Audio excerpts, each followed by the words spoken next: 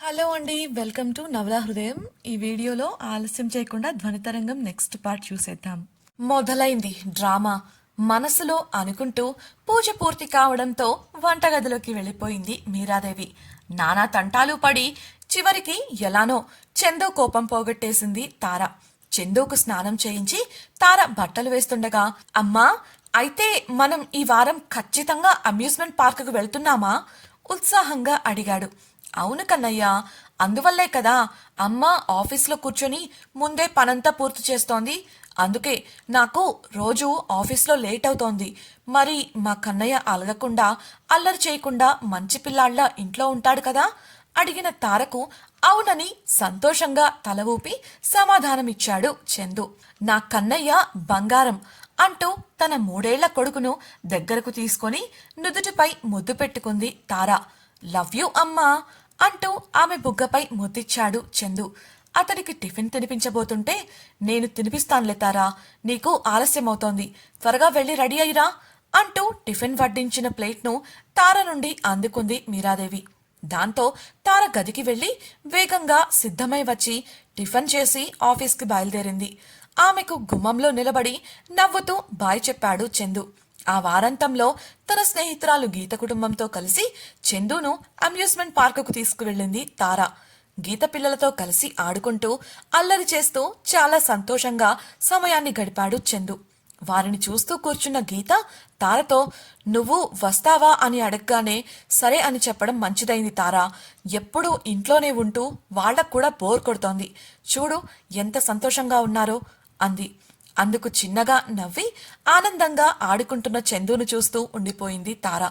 ఆ రోజు సాయంత్రమే బయలుదేరి రాత్రికి ఇంటికి చేరుకున్నారు వారు. బయలుదేరిన దగ్గర నుంచి చందు డల్గా ఉండటం గమనించింది తార.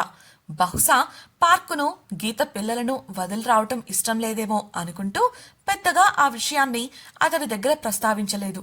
మరుసటి రోజు కూడా చందు అలానే కనిపించడం చూసి అతడి పక్కన కూర్చొని, మా కన్నయ్య ఎందుకు డల్గా ఉన్నాడు అని అడిగేసింది. తన చేతిలో ఉన్న ఫోన్ను ఆన్ చేసి తల్లికి అందించాడు చందు. ఆ సమయంలో కూడా అతడి ముఖంలో నిరాశాభావం తొంగి చూసింది.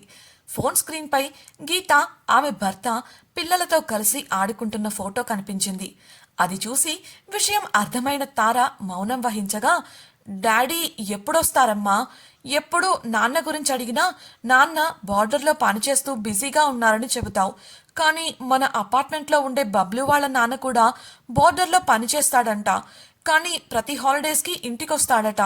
మరి నాన్నెందుకు రారు? నాకు కూడా నాన్నతో సరదాగా ఆడుకోవాలని, సమయం గడపాలని ఉంది దీనంగా చూస్తూ చెప్పాడు. అతడి ప్రశ్నకు తార గొంతు మూగబోయింది. ఏం చెప్పాలో అర్థం కాలేదు. కన్నయ్య, నీకోసం చాక్లెట్ ఐస్ క్రీమ్ కొని ఫ్రిడ్జ్లో పెట్టాను, దా మనం వెళ్ళి తిందాం అంటూ అతడు చెయ్యి పట్టుకొని ఎప్పటిలానే మాయపుచ్చాలని లేచి నిలబడింది. చందు ఆమె వంక చూసి లేచి మౌనంగా గదిలోకి వెళ్ళిపోయాడు.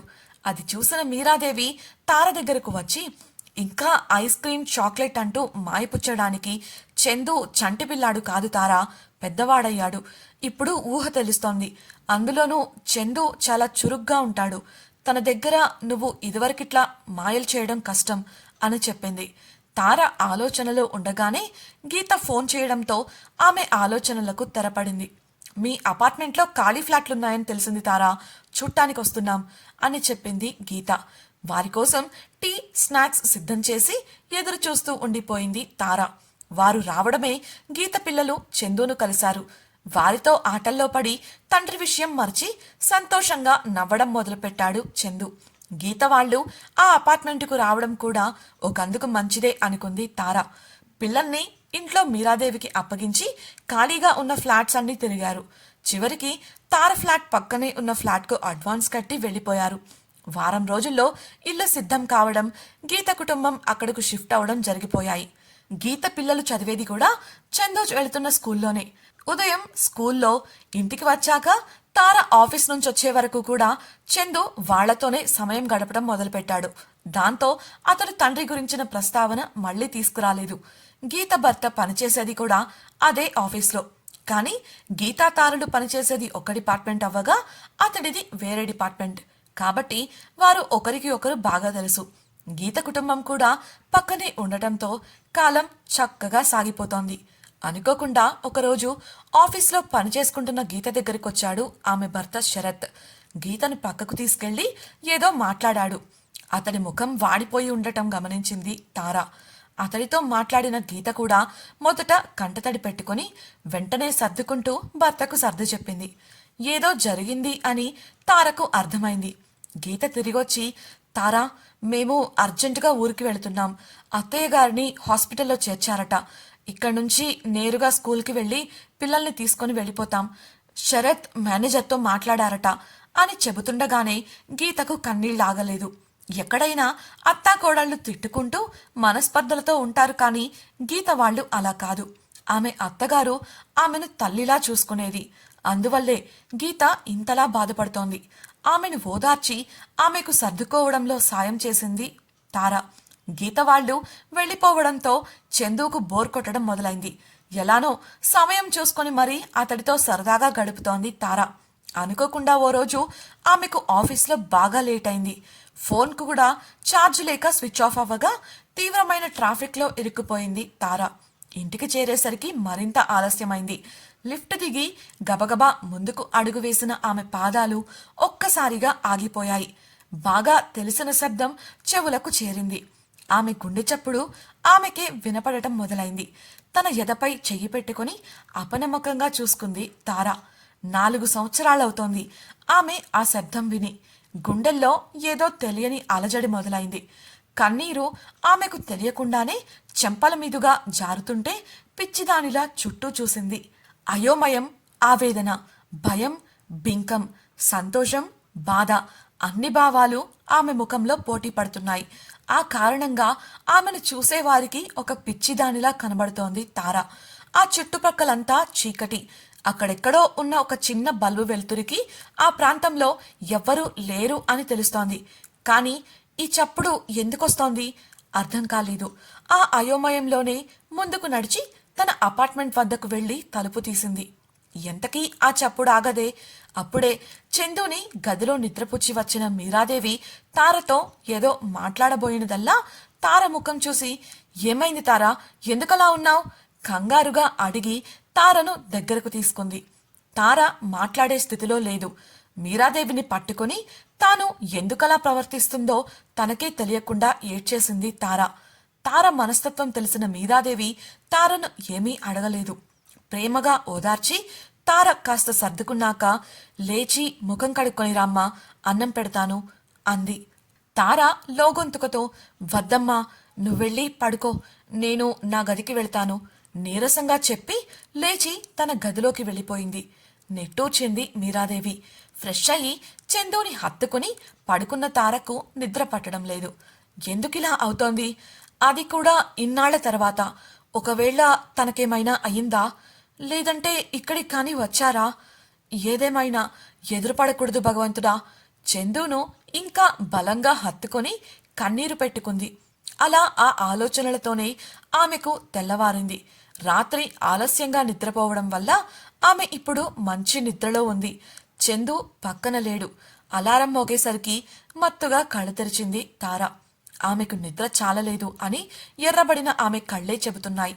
లేవాలని లేకపోయినా ఆఫీస్కి వెళ్ళాలి కాబట్టి బలవంతాన లేచి వెళ్ళి రెడీ అయి వచ్చింది. స్నానం చేసి బయటకు రావడమే మళ్లీ రాత్రి వినిపించిన శబ్దం వినపడటం మొదలైంది.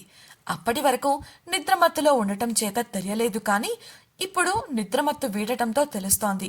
గుండె చప్పుడు వింటున్న ఆమెకు గుండెల్లో నొప్పి మొదలైనట్లు అనిపించింది. బాధ కలిగింది. చేత్తో గుండెపై రుద్దుకుంటూనే అర్మరా తెరిచి స్కార్ఫ్ చేతికి తీసుకుంది. అన్నీ సర్దుకుని ఆమె బయటకు వెళ్లేసరికి చందు టీవీ చూస్తూ కనిపించాడు. వాడితో 2 నిమిషాలు గడిపేసి బయటకు కదలబోయిన తారను టిఫిన్ చేయమంటూ ఆపింది మీరాదేవి. వద్దమ్మా, తినాలని లేదు చెప్పి తార షూస్ వేసుకుంటుంటే ఆమెను గదిమి గబగబా టిఫిన్ బాక్సులు సర్ది అందించింది మీరాదేవి. అది అందుకొని ముఖానికి స్కార్ఫ్ కట్టుకుంటున్న తారను వింతగా చూసింది ఆమె. అది గమనించి, కాస్త జలుబు చేసిందమ్మా, మళ్ళీ పొల్యూషన్ వల్ల ఎక్కువ అవ్వకూడదు అని నోటికొచ్చిన అబద్ధం చెప్పి వేగంగా లిఫ్ట్లోకి వెళ్ళిపోయింది తార. ఆమె ప్రవర్తన ఇవాళెందుకో మీరాదేవికి వింతగా అనిపించింది. లిఫ్ట్ దిగి గేటు వద్దకు వెళుతుంటే గుండె చప్పుడు మరింత గట్టిగా వినపడుతుండటంతో ఆమె అడుగులకు అంతరాయం కలిగింది. అడుగు ముందుకు వెయ్యాలి అంటేనే ఎందుకో ధైర్యం చేయలేకపోయింది. అయోమయంగా ఆందోళనగా చుట్టూ చూస్తూ ఉంది. ఆమె కళ్ళు ఎవరికోసమో వెతుకుతున్నాయి. ఇంతలో కొంతమంది కాలేజ్ స్టూడెంట్స్ బస్ రావడంతో గబగబా ఆమెను దాటుకుని ముందుకు వెళ్ళగా వారిలో ఒక అమ్మాయి చేయి తగిలి తార చేతిలో ఉన్న టిఫిన్ బాక్స్ కింద పడింది. అది తీసుకోవడం కోసం ఆ గుంపు మధ్యలో కిందకు వంగింది తార.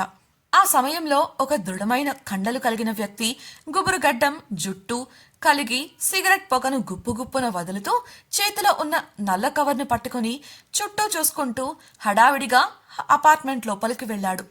టిఫిన్ బాక్స్ తీసుకొని లేచిన తార ఆఫీస్ క్యాబ్ రావడంతో ఎక్కి కూర్చుంది. అప్పుడు గ్రహించింది ఆమె తనకు వినిపిస్తున్న శబ్దం ఆగిపోయింది అని. దాంతో ఊరటగా అనిపించి సీట్లో వెనక్కు వాలి కళ్ళు మూసుకుంది.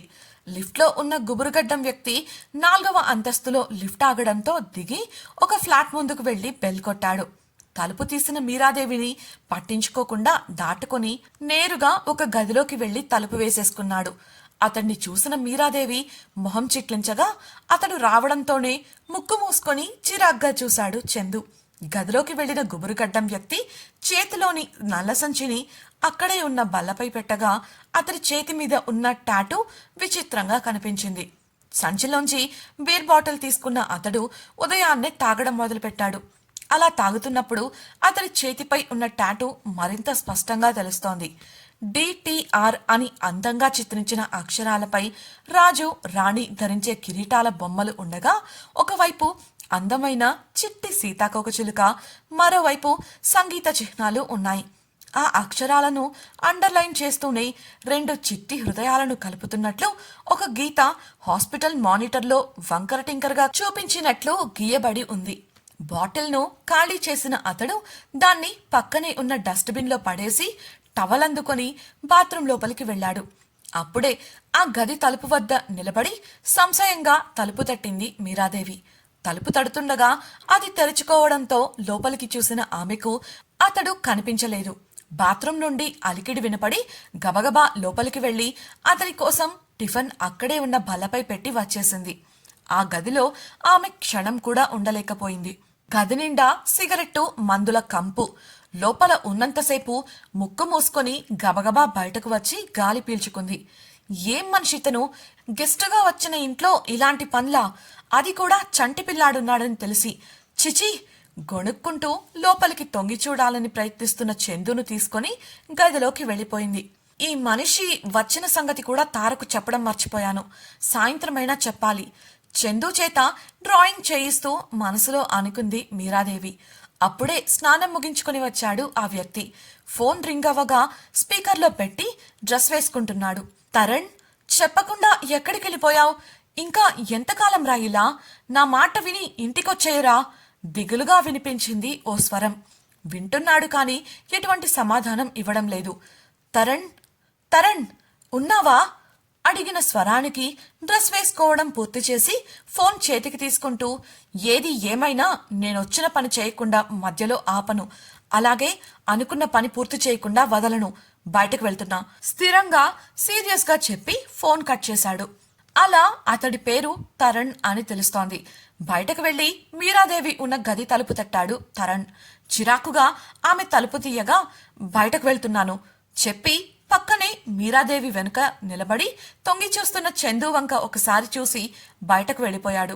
మీరాదేవి ఏదో చెప్పాలని చూసింది కానీ అతడు అదేం పట్టించుకోకుండా బయటకు వెళ్లడంతో చిరాకు పడింది. వెళ్లి తలుపు వేసుకుని లాక్ చేసుకుంది. బయటకు వెళ్లిన తరణ్ కళ్ల ముందున్న సిటీని చూస్తూ, నువ్వు ఇక్కడే ఉన్నావని నా మనసు చెబుతోంది, నేను పీల్చే గాలి చెబుతోంది, నీకోసం వస్తున్నా ధ్వని మనసులోనే గంభీరంగా చెప్పుకుని నగర వీధులలో కలిసిపోయాడు. ఇంతకీ ఈ తరణ్ ఎవరు? అతడు వెతుకుతున్న ధ్వని ఎవరు? ఫోన్లో మాట్లాడిన వ్యక్తికి అతడికి ఏంటి సంబంధం? అసలు అతడు తార ఇంట్లో ఎందుకున్నాడు? తెలుసుకోవాలనుకుంటున్నారా?